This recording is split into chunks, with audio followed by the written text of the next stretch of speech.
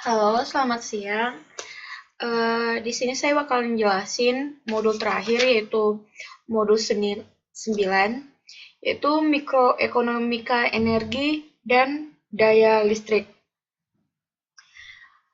Tujuan dari mempelajari mikroekonomika energi dan daya listrik ini adalah untuk mengklasifikasikan sumber daya yang dipakai oleh suatu perusahaan dan bagaimana dilihat dari sisi permintaan dan penawarannya.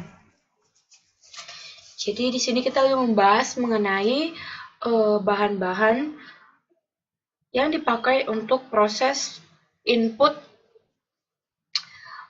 suatu perusahaan untuk dijadikan sebagai output.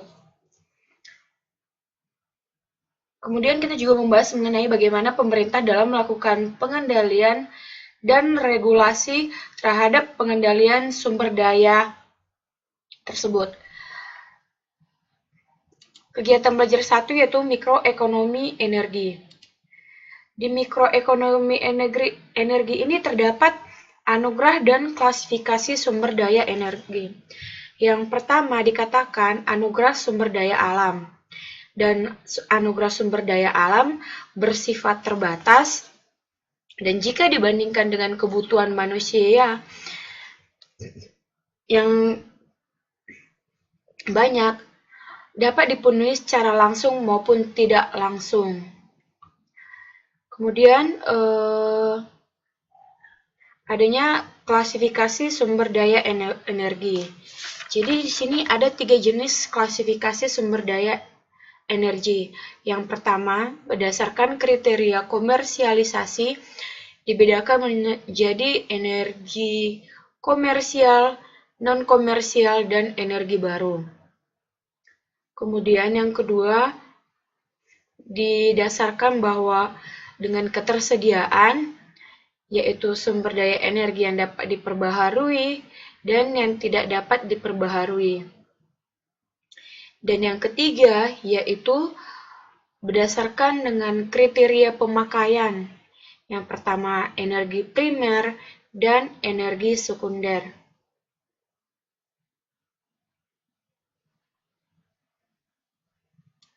Selanjutnya saya bakal menjelasin bagaimana aspek mikro dan lingkungan energi.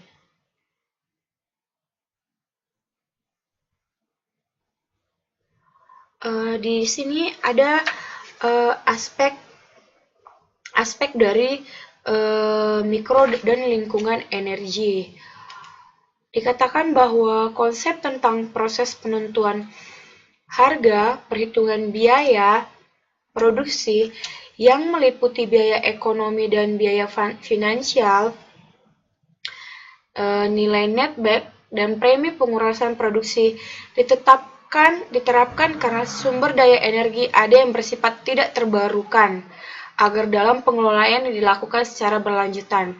Artinya di sini ada dia sumber energi yang bersifat tidak bisa diperbaharui atau tidak bisa dibuat lagi, sehingga dilakukanlah yang namanya pengklasifikasian dan pengidentifikasian biaya ekonomi, nilai netback, untuk pengelolaannya itu bisa dilakukan secara berkelanjutan, artinya tidak habis. Karena hal ini akan menjadi dasar penentuan tingkat harga energi, bila harga tersebut ditentukan oleh pemerintah. Nah, dari pemerintah selaku pemegang penentu dari yang namanya pemegang kekuasaan menentukan kebijakan terhadap penggunaan energi ini, maka pemerintah berhak dalam memberikan penentuan tingkat harga terhadap perusahaan dan perusahaan yang melemparkan harga tersebut kepada konsumen.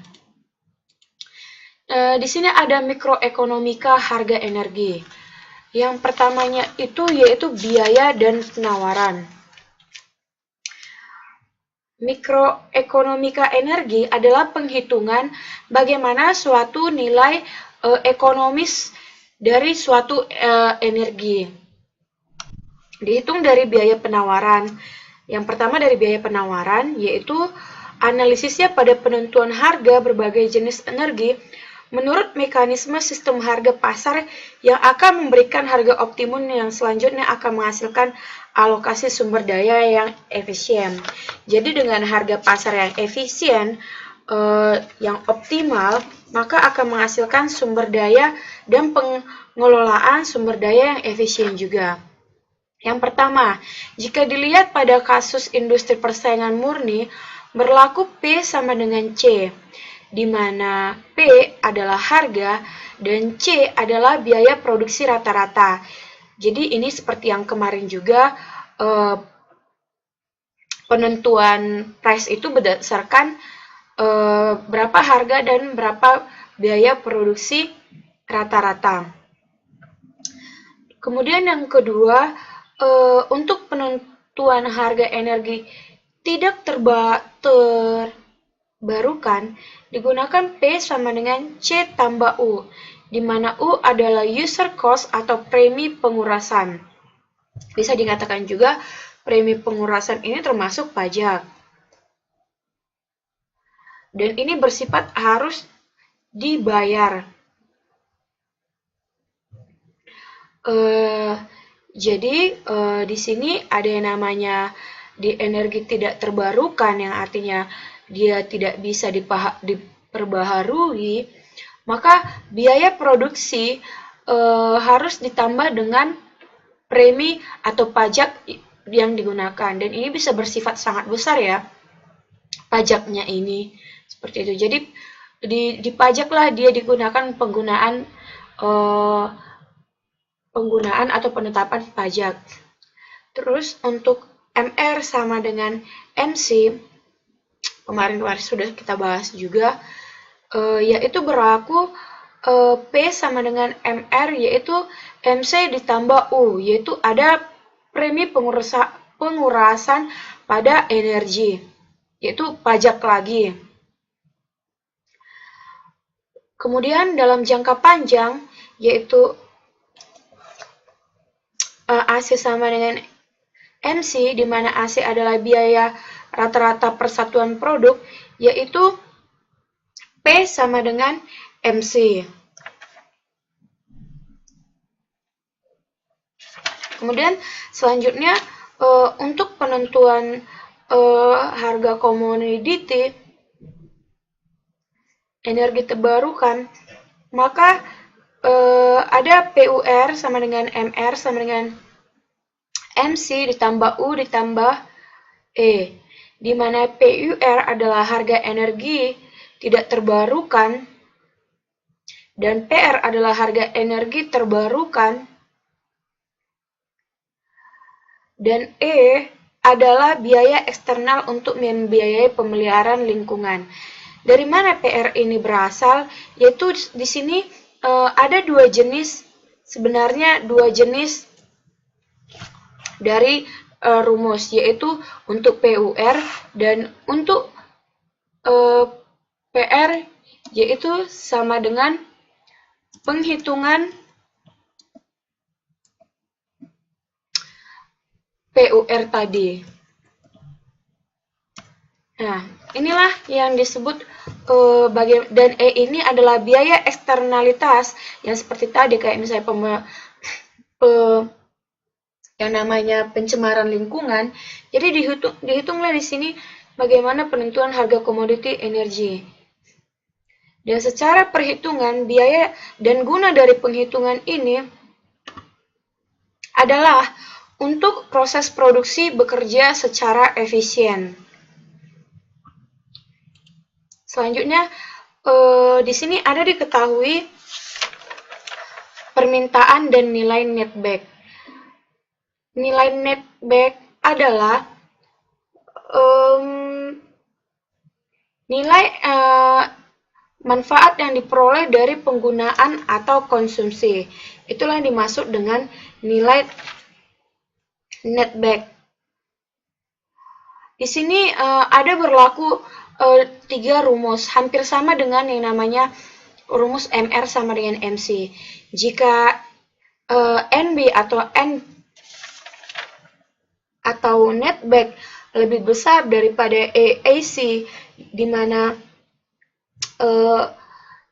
AAC merupakan biaya incremental atau biaya masing-masing, biaya produksi, yang berarti masyarakat secara keseluruhan memperoleh surplus karena manfaat diperoleh lebih besar daripada biaya produksi. Jadi nilai yang didapatkan oleh masyarakat itu, nilai netback-nya itu lebih besar daripada biaya produksi di sini. Kemudian NB lebih kecil daripada AC, yang berarti masyarakat sebagai keseluruhan akan memperoleh kerugian bila produksi dan pemakaian komoditi energi yang bersangkutan dilakukan pada tingkat tertentu. Karena nilai netback-nya atau nilai yang diperolehnya itu lebih kecil daripada biaya produksi. Jikalau NB sama dengan AAC adalah harga pasar yang paling optimal atau titik keseimbangan. Selisih positif antara NB dan NC merupakan surplus ekonomi. Sama juga kayak yang kemarin. Kemudian, nilai netback community energi merupakan manfaat yang diperoleh dari penggunaan atau konsumsi. Seperti yang saya jelaskan di awal.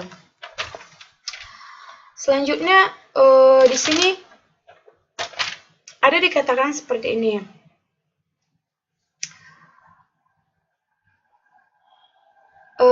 Ada 3 prinsip kebijakan harga energi. Yang pertama, yaitu karena berbagai pertimbangan dalam kebijakan energi pemerintah yang ikut menentukan harga komoditi tertentu. Jadi kebijakan harga energi ini ditentukan oleh kebijakan energi pemerintah, dan dialah yang menentukan harga dan komoditi tertentu. Dan yang kedua, untuk kebijakan harga energi, supaya tidak yang namanya energi itu habis, dilakukanlah energi ini sebagai bahan baku untuk badan usaha milik negara. Seperti yang saya jelaskan, badan usaha milik negara seperti PLN. Jadi sebagai energina, yaitu untuk PLN kan menggunakan PLTA. Nah, agar yang namanya itu dapat efisien dan efektif, jadi PLN dan PLTA itu selaku PLTA memberikan sumbangsi bahan baku terhadap PLN, itulah jadinya badan usaha milik negara. Jadi yang pertama, pemerintah ikut menentukan harga, dan yang kedua, perusahaan itu adalah perusahaan badan usaha milik negara.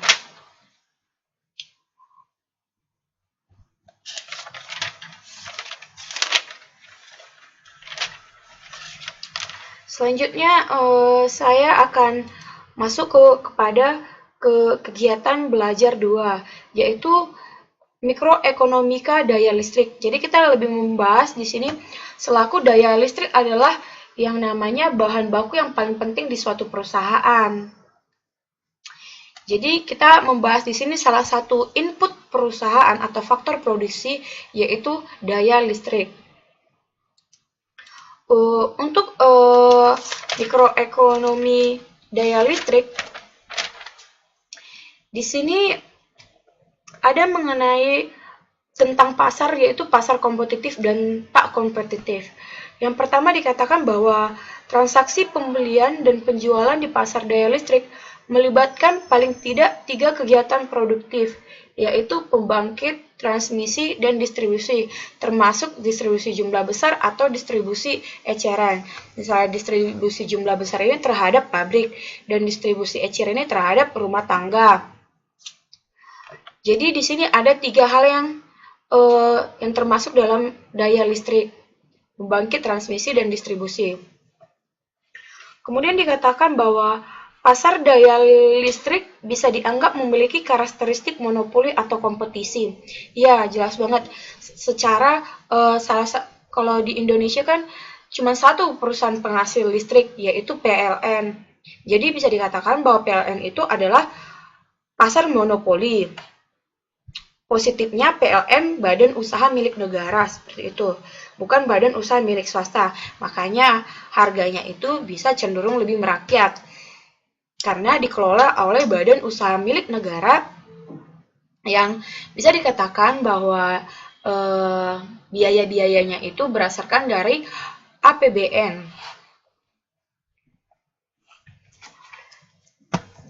Kemudian dikatakan di sini, terdapat regulasi harga yang mendorong perilaku secara efisien dan ekonomi. Jadi di sini ada relasi, sekalipun misalnya dia perusahaan monopoli yang bukan badan usaha milik negara, di sini terkhusus di Indonesia sih belum kita temukan ya yang namanya perusahaan monopoli yang dia tidak milik negara, itu belum kita temukan. Tapi kalau misalnya di luar negeri itu mungkin ada. Seperti itu. Namun jikalau itu ada, maka harus ada regulasi harga agar semua itu dilihat dari konsumen, dilihat dari produsennya, masing-masing mendapatkan keuntungan yang maksimal dan semua itu bisa berjalan, dan dilihat dengan sumber daya, penggunaan sumber dayanya itu juga secara efisien dan efektif. Kemudian dikatakan di sini ada mekanisme pasar dalam mikroekonomika daya listrik. Yang pertama yaitu mekanisme pasar, kuantitas dan harga pasar berada dalam keseimbangan selama suatu periode bila para pembeli dan penjual merasa puas. Jadi terkadang jadi ada suatu periode yang namanya pembeli dan penjual itu merasa puas, dan itulah merupakan titik keseimbangan. Namun kenapa tidak selamanya penjual dan pembeli merasa puas? Terkadang kan misalnya kayak sering mati lampu, itu kan menyebabkan konsumen tidak merasa puas. Jadi kan di situ kita tidak menemukan titik keseimbangan. Terus yang kedua, dalam pasar daya listrik, yaitu gambar halaman 9.2, sumbu tegak ke atas, yaitu 500, 450, 400, sampai ke angka 0, itu adalah harga daya listrik per megawatt atau hours atau MWH atau jam megawatt. Dan sumbu mendatar menunjukkan kuantitas daya listrik dalam MWH. Umumlah, price itu selalu naik sumbu tegak ke atas, sedangkan sumbu mendatar atau ke samping itu lebih ke Q atau kuantitas. Jadi di dalam kurva gambar 2 ini kita dapat mengetahui bagaimana sih perhitungan dari kurva permintaan dan penawaran dari suatu misalnya kayak laporan seperti ini. Jadi di sini ada permintaannya, ada penawaran, dan titik keseimbangannya itu ada di 50 kuantitasnya dan harganya 250. Itulah titik yang dimana konsumen merasa puas dan produsen juga merasa diuntungkan atau puas. Secara grafik, harga dan kuantitas pasar yang diperdagangkan selama satu periode, misalnya selama 1 jam, hari, bulan, atau 1 tahun, digambarkan oleh titik perpotongan antara kurva permintaan dan penawaran. Seperti yang saya jelaskan tadi di halaman 97, 12, gambar 92. Terus dikatakan juga seperti ini, di dalam daya listrik, di dalam mikroekonomika daya listrik, fokusnya adalah pada pasar tunggal, komoditi daya listrik, namun kenyataan banyak pasar terkait yang saling berinteraksi. Jadi walaupun dikatakan fokusnya itu pada pasar tunggal, namun banyak juga yang saling berinteraksi. Misalnya pasar daya listrik dan gas alam yang saling berkaitan erat, karena daya listrik dapat dibangkitkan dengan gas alam. Sementara daya listrik dan gas alam merupakan barang substitusi untuk alat masak. Dan pada pasar antar daerah bisa saling mempengaruhi. Sementara para konsumen bisa menggeser permintaan antara waktu dan periode satu ke periode lain. Jadi intinya di sini bahwa adanya hubungan yang saling interaksi. Dan yang kedua, bahwa adanya kurva permintaan yang bisa saling menggeser. Terus dikatakan di dalam daya listrik ini ada biaya dan harga serta efisiensi ekonomi. Dilihat dari biaya produksi itu bersifat umum. Ditemukan juga dalam mengalokasi input variabel, maka harus dihitung dan diketahui biaya untuk memproduksi satu input dan satu output tertentu. Ini sih bersifat umum ya, yang namanya kalau perusahaan dalam mengalokasikan input variabel, dia harus menghitung segala biaya-biayanya ya. Dan biayanya juga bersifat umum juga. Adanya biaya total, biaya tetap total, biaya variabel total, biaya rata-rata, biaya variabel, biaya tetap rata-rata, dan biaya marginal. Untuk mengenai pengertiannya ini, saya sudah menjelaskan kemarin di pertemuan yang kelima. Tolong dibaca lagi.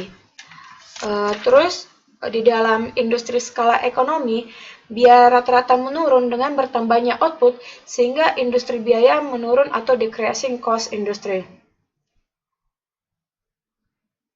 Jadi, karena bertambah output yang dihasilkan oleh suatu industri, oleh perusahaan listrik, maka biaya rata-ratanya itu bakal mengalami penurunan, sehingga yang disebut dengan the decreasing cost industry. Itulah penghitungan biaya dan harga serta efisiensi ekonomi dalam daya listrik.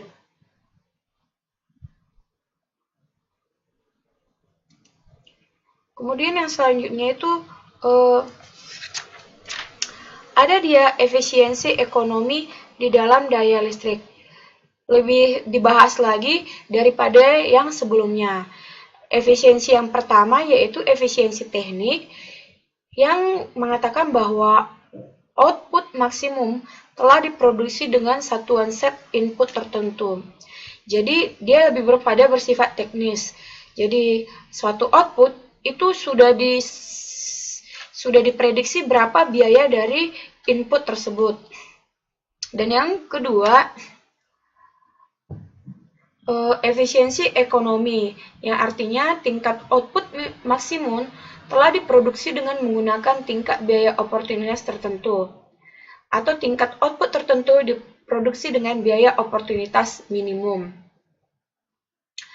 Artinya di sini adanya biaya kesempatan, dan biaya kesempatan itulah yang mempengaruhi terhadap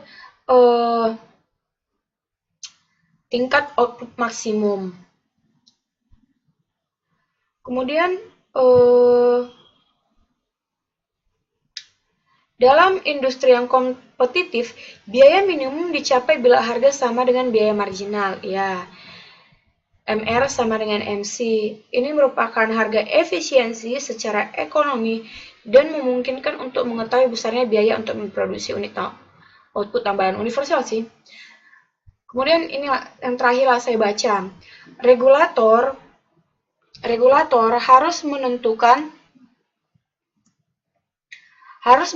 harga agar akan mendorong produksi pada tingkat biaya minimum. Jadi di dalam efisiensi ini, dalam pengefisiensian teknik dan ekonomis,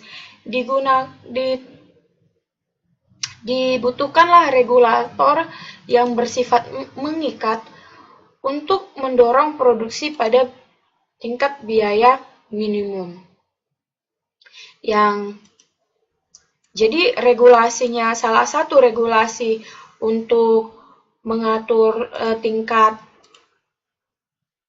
biaya minimum adalah di halaman 9.2, yaitu regulasi antitrust. Di sini dijelaskan secara umum banget secara rinci banget mengenai regulasi antitrust. Tapi menurut saya menjelaskan seperti ini. Regulasi antitrust dilakukan dengan dua cara, yaitu memberikan wewenang kuat dan luas untuk melakukan pemaksaan hukum kepada lembaga-lembaga pemerintahan. Jadi di sini adanya wewenang kuat dan luas untuk pemaksaan hukum. Dan yang kedua itu Eh, Adapun pihak-pihak yang dirugikan oleh praktek monopoli, misalnya kayak suatu negara melakukan ini regulasi antitrust ini untuk perusahaan-perusahaan monopoli di luar dari BUMN, seperti itu.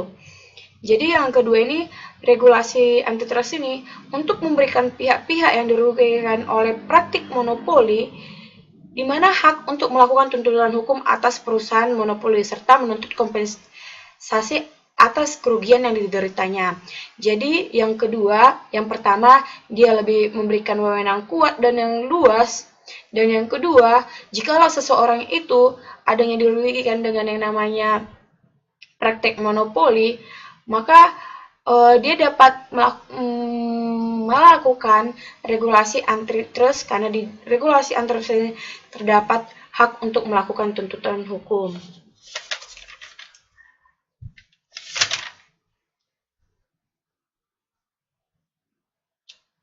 Nah, demi ini saya menjelaskannya itu secara sederhana aja karena menurut saya ini merupakan bagian-bagian terpenting dari modul 9. Tapi jika ada teman-teman yang tidak mengerti mengenai modul 9 ini, teman-teman bisa menghubungi saya di Facebook, Line, atau nomor handphone saya. Terima kasih.